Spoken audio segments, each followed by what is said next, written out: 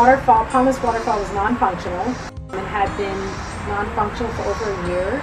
The issues I had was really finding a company that was qualified to do the work. I was really looking for someone who I felt comfortable with who could take on the project because it was a big project. Extremely responsive, very helpful. They called back. They made sure they understood what my needs were. They got Scott in touch with me, who came out for a consultation.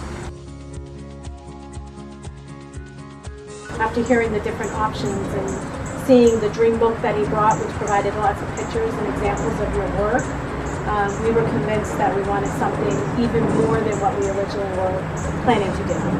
The crew showed up on time, which was fantastic. We were very polite and professional. So what's your favorite part of your newly renovated waterfall?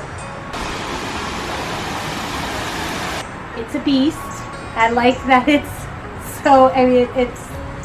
I'm looking at it right now. You can't see it, but it's very, it fits right into the hill.